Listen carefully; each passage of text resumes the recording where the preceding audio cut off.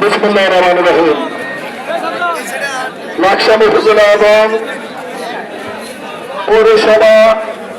যুবদল, ছাত্রদল, স্বেচ্ছাসেবক দল, শ্রমিক দলের উদ্যোগে আয়োজিত আজকের এই সমাবেশের প্রিয় সভাপতি, উপস্থিত লাকসাম উপজেলা বিএনপির বিপ্লবী আহ্বায়ক, পরিশ্রমী নেতা আব্দুর রহমান বাদল ভাই, উপস্থিত লাকসাম পৌরসভা বিএনপি